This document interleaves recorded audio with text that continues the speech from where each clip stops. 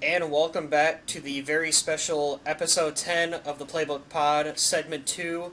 With me today, he played football and baseball in Indiana, played varsity football from his sophomore to senior year.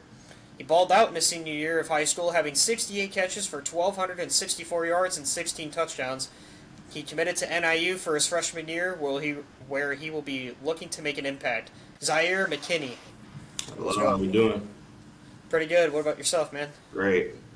So, we'll talk ball. When did you start getting into football, and kind of how did the inspiration come to be?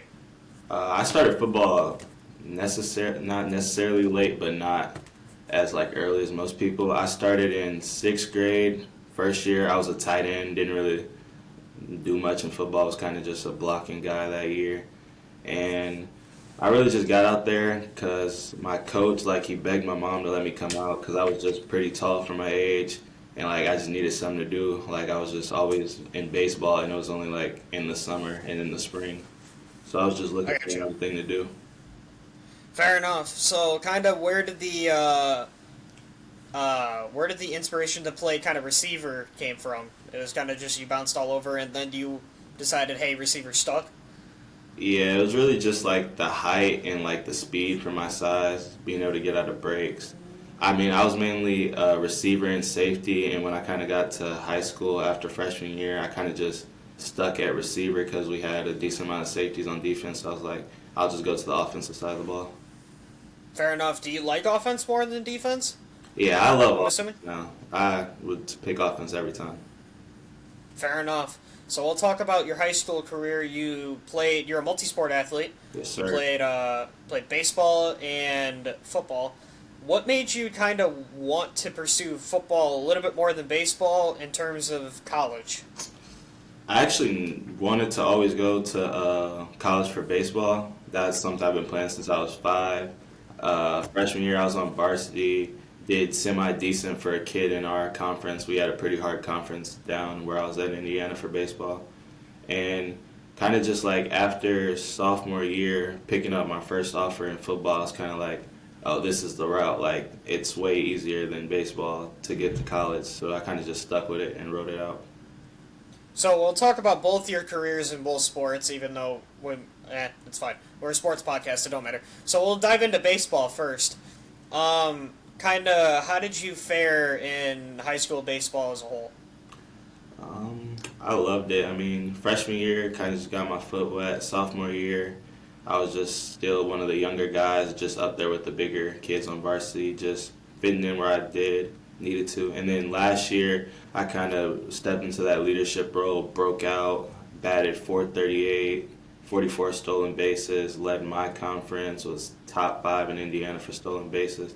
I was kind of just I was kind of just helping my team out as much as I can because we're not really a baseball school, but I was just trying to do the best I could. What position did you play? I play center field and pitcher. Center pitcher and center field. That's a random combination. Yeah. Well, what's your best pitch? Probably my fastball. I got high release. No, I'm not crazy. Like, I can go out there and throw like 94, but I can sit like mid 80s. Fair enough.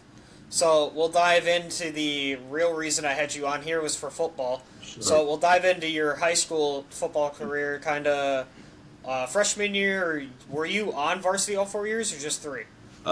Freshman year, I got moved up to varsity the third week, and but I was like really underweight, so my mom like she was scared for me to play because I have one kidney, so she kind of told my coach like I'm not gonna let him. So I just kind of just balled out on JV, helped the freshman team, just did what I could. And then that off season, I'm assuming you kind of hit the weight room. Yeah, definitely hit the weight room. Uh, got in there sophomore year, was kind of a rotational guy because we got a new coach, so a lot of the people that weren't allowed to play got a chance to come back and play. So I was just a young kid rotating in, doing as much as I could. How many receivers did you have to compete with there at that year? I think my sophomore year we had about six senior receivers, Oh and then we had my! one freshman receiver. His brother was a senior. He's another D1 kid. So me and him were just out there young competing. Yes, sir. So I'm guessing you didn't see the field too much sophomore year then. with six Sophomore of them being year, seniors? I think I played in like a total of like 5 games. I 5 games you started or just appeared? uh, 2 of them I started, and 3 of them I just rotated in. I gotcha. How do you think you did your sophomore year as a whole, knowing that there's about 6 guys in front of you? I think for the most part I did what I could with the opportunities I had. I mean, when I got a chance to make a play, I went and made it, and I made the best out of my opportunities that year. Did you find yourself more as a slot guy or outside? I'm definitely more of an outside guy. I got a bigger frame, good vertical, but I move into the slot. In high school, I moved into the slot a lot just to give like my quarterback different looks and just throw the defense off a little. I gotcha. So how did your is it the same QB all 3 years for you, or was it a different one? Freshman year, I had 2 QBs, one for freshman, one for JV, and then when I got on varsity, it was just one QB the whole time until about the last game. My freshman quarterback, sophomore at the time, our starting QB got hurt, so that last sectional game he had to come up and play, and then after that, it was just me and him for the rest of the year, just like old. So how did you? So obviously you worked mainly with two quarterbacks. It sounded like. How did you build chemistry with both guys? For the one of my sophomore year, it was just getting reps after practice, even before practice, just kind of dial it in, make sure me and him on the same page. And then the other one, I've known him since I started football, so he was always our quarterback. It's just when we got to high school, it was like a couple different levels for each year that we were on.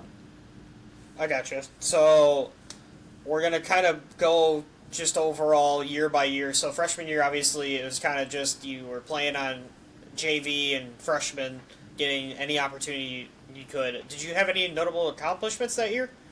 You, in your opinion? Um, they didn't really keep stats that year, but I know that every game that year I scored at least 2 to 3 touchdowns a game. I was just out there having fun with it. Is that Randy Moss out there?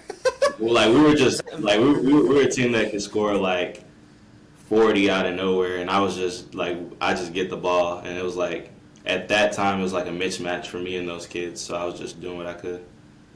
So apparently we're playing Madden on rookie It mode. was, it was like Madden on rookie mode, like people say. That's crazy. What are we doing? So how did your sophomore year and junior year go?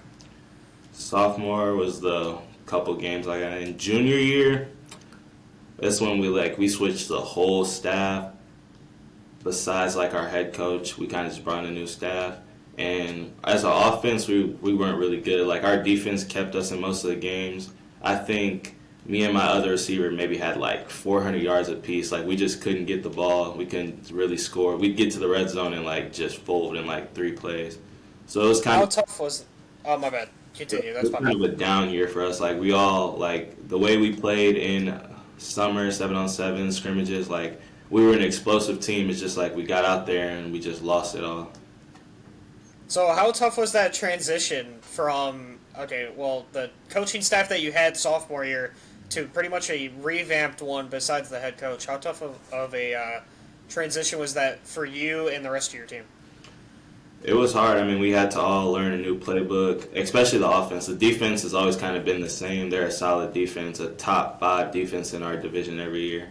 But for offense, we had to learn new plays. We just had to build more chemistry, understand where our coach was coming from and how he saw us in his playbook, and just try to execute at any chance we could get. How many teams were in your division? We're in the second highest division in Indiana. Not too sure roughly, but at least like 60 maybe.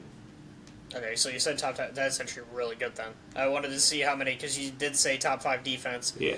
And then we'll talk about probably the most notable year for you in your recruiting, which I'll ask about that in a second. So you absolutely balled out senior year. You had 1,200 yards, 16 touchdowns.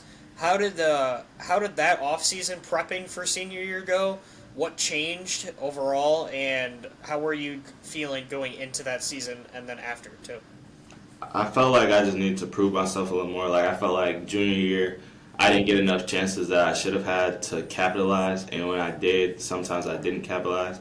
So I took that off season really serious. I didn't even play baseball. I usually always play baseball in the summer before football, but I decided not to play. And then I just kind of went out there. I was like, this is where it all comes together. This is the year I have to set it out, be a leader, and go out there and shine. There you go, and you did just that. Team success, where was that senior year? Did you guys make a run in the playoffs? Yeah, we won our sectional, beat our rival in the championship. We did lose in regional to a team that we lost to in the regular season. It was one of our 4 losses that senior year, so couldn't get over that hump in regional, but we did go farther than a lot of people would have thought probably. That's unfortunate, but you did kind of not end out on the best of notes. Um, so let me talk to you about the recruiting process. Yeah. Where did NIU come from? So it was really sophomore summer before my junior year. I was at a baseball tournament in Iowa, PG tournament, and I was on the way back, and Coach Hawk, who was the receiver coach, he texted me, and then our head coach at the time texted me and the other receiver in a group chat because he was underage, so he couldn't like talk to him really. He was like, "We got a camp, and it was like sometime in July. We'd love to get you up here." And I had a baseball tournament that week. I was in mid-baseball tournament the same week it was, and I just made a business decision. I told my baseball coach, I was like, "I'm gonna go to a football camp. I'm just gonna see what I could do out there." And he said, "Okay, go do it, ball out." And then that same day, I went to the camp, and they told me after the camp, they're like, "We usually don't offer people on the first day. Like, we see them, like, you got to come back, a couple more visits." And then Coach Hammock, the head coach, came out. He was like, "We're going to offer you." And I was excited. Like, I knew from there I just had to keep pushing and working. So Coach Hammond, obviously, he was the one that offered you, correct? This Yeah. is before. So, kind of, you commit. He obviously, you and him sounded like it. You guys had a great relationship. Kind of, you just once you got the NIU offer, you were sold, or was there other colleges trying to get in on the McKinney sweepstakes? I wouldn't say I was necessarily sold because I still wanted to play baseball in college, so I was still looking for that opportunity. I didn't get my second offer until after junior season. I went to Miami of Ohio, went up to visit there. They shot me an offer, and then I got an offer from Youngstown State, I think 2 weeks after that. And then, but 2 weeks before I went to Youngstown, I had committed to NIU because I just loved everything about them at the time, and I still do. So I just took that opportunity and made the most of it. And you're an early enrollee, which for many people, do you want to describe kind of what that is, and why did you make that decision to early enroll at NIU? So an early enrollee is just a student athlete that comes in after their first semester of high school and they enroll into their college or university for their second semester, and they just they go through school like a normal high school student would, but in college, and they start winter workouts, the conditioning, spring ball, and it's just getting like a early jump than most kids would when they come and commit to a school. They usually come in the summer, so it just gives you a head start to get in the playbook, build bonds with the coaches, the team, and just all the above. What made you, did you pick that to build those bonds and all that? Or what was your personal decision on why you did what you did? I really just wanted to get in here and learn the playbook because I really want to play. My freshman year, I want to go out there, give it all I got, help the team in any way possible.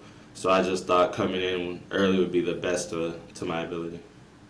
Have you thrown around with Jalen Macon yet?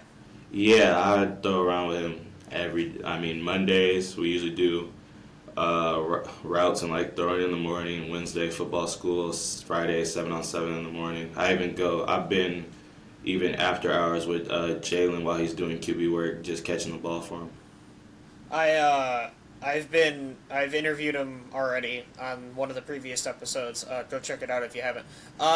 Anyway, how is you and his relationship starting building, and where do you think you are with him at this current state? I think our relationship is good. Every time I see him, it's always that's what anybody on the team. Every time I see him, it's always a what's up, a dap up, how you doing?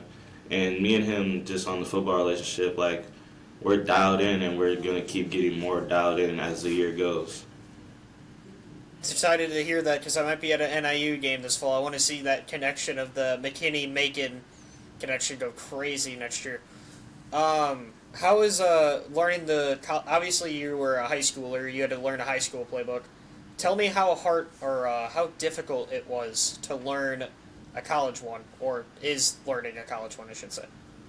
I wouldn't say it's difficult because it's not the hardest thing in the world, but it's definitely a challenge. Just like going from your high school plays and then coming into college. Like in high school, you can have the same route as a college, but it's going to be called completely something different. Or like certain formations that you had in high school could also be in college, but where people at will be totally different from what you had in high school. So you really just have to dial in, take the time out your day, write it in the notebook, and just pay attention. How long have you taken out of each day when you're not practicing with the team to kind of look at the playbook and try to get familiar with it as fast as possible? I try to look at the playbook any chance I really get. I mean, I definitely harp on it more after meetings and before we do like a football school, like a 7-on-7, just so I can make sure that when I get out there, I'm in the best ability for my quarterback to know the plays and give us the best chance to make a completion. I gotcha. So we'll kind of dive into NIU as a whole with expectations. Do you have relationships with the receivers, and if you do, kind of how has those relationships been? Yeah, I have a relationship with a lot of receivers. I mean, ranging from the freshmen all the way to the seniors. I mean, it's a good relationship. The receiver group chat is probably one of the best here, and we just all are like a collective group. We all have fun. We're not always like so serious. Like we take the fun and we bring the fun into things. But when we need to be serious, like we're a locked in group and we can get a lot done. I gotcha. So, what are your expectations for yourself heading into season one at NIU? I definitely want to make the travel team. That's the main goal in my mind, just to get to the travel team, and definitely just be. I want to be able to be a rotational guy that the coaches have enough trust in me to put me out there at such a young age Oh, and know that I'm developed enough to go make a big play. Is it on? you're gonna have to repeat that because you cut out for a second. My expectations for myself is just to at least make the travel team. You know, having that the coaches have enough faith in me that they can bring me out there and be able to throw me in the game whenever they need a small play, even a block, like nothing crazy. Like I don't have to go out there and score, but just being out there, being able to help my team in any type of way. I gotcha. So wait, there's two NIU teams? Teams? No, so like a travel team is like the team that travels. Like if we go It's the to, team. though if we go to an It's away game, it's like there's only a certain amount of people that can travel. Oh, I gotcha. And then the home game. Yeah. Do you know how many people they take for a travel team? I'm guessing like 53. Not 53. Maybe take like I'm not too sure. Each positions have a different amount of people how much they want to take, but like How much do you think the receivers take? I think we'll take around like six, two for each. Two for X, two for Y, two for Oh, I gotcha. Z. I gotcha. So, um, do you think if you do get on the field, what can you kind of guarantee a QB, if that makes sense? I can guarantee hard work. I'm gonna know my playbook. Like I'm not gonna get out there and just freeze up and not know what to do. I definitely think I could be a big one-on-one matchup guy. I know that's what we harp on a lot, winning the one-on-one matchups, being able to take advantage if a team plays us man that we know we have the receivers to beat them. And then, what are your expectations for NIU football as a whole? And obviously, you guys joined a new conference this year. You guys are in the Mountain West now instead of the MAC. How do you think the new conference competition is going to be, and what are your expectations for it? New conference is obviously going to be a challenge. It's going to be a challenge anywhere you go, but I have high expectations for this team. I mean, I see it every day, the way we go in, the way we work, the way all of us have the mindset that we want to win, especially after last year. Like, we're destined to win. Like, it's all in our minds that we're going to go out there, we're going to take advantage of the opportunities that we get. We're just going to step on people's necks, and we're just going to make the best out of it that we can and go win that Mountain West Championship. Stepping on people's necks is a new thing I have not heard yet, for sure. That is a new term I haven't heard. We're going to kind of transition away from your career. So you said you know NFL receivers, correct? Yeah, I know a couple. I'm not a big watch NFL guy all the time, but Yeah, I gotcha. So do you watch any of them kind of for film? Or like what they do, and do you incorporate some of their film into your game? definitely. I mean, Randy Moss is a big one. I like jump balls, so I incorporate him a little. T. Higgins, he's more to my size, more to my structure, height. I like him. Route running wise, I mean, there's Jerry Jeudy. I mean, Stephon Diggs, he's a great route runner to me. I watch them a little, harp on them. Shiftiness, just to get that in my bag as a tall receiver is good. Tank Dell's definitely one of those guys that can watch. And then on the college level, Jeremiah Smith, like, he's just a baller. So, like, you got to add him any chance you get. For sure. We hope that NIU does eventually play Ohio State just for the money, the big moolah when it comes to those bigger schools playing the smaller ones. Continuing on, so you said you do know NFL receivers. Can you rank your top 5 based on who you like watching? Current, I'm assuming. Current, yeah. Current. Okay. I would put Stephon Diggs at the 1. I mean, he's been my guy. I like the Bills, so even though he's not on the Bills, still like them. T. Higgins at the 2, CeeDee Lamb at the 3, George Pickens at the 4, and then Jamar Chase at the 5. I gotcha. Do you have a favorite team? The Buffalo Bills. Buffalo Bills. Why did they become your favorite team? I just really like Josh Allen and the Stephon Diggs connection, and I just never switched from it. Fair enough. Let's see here. I'm pretty sure I had one more question, or a couple more, related to the NFL. I'm just trying to think. Alright, you know what? Okay, so you said you do know NFL receivers, so I got one more little game that we're going to play, and then I have one more question after. Okay. And we'll call it a segment. So, starting off, I'm going to give you 5 receivers, but you're only going to know one, and then you have to pick kind of where they rank, and then I'm going to give you the next one without knowing who, Okay. if that makes sense.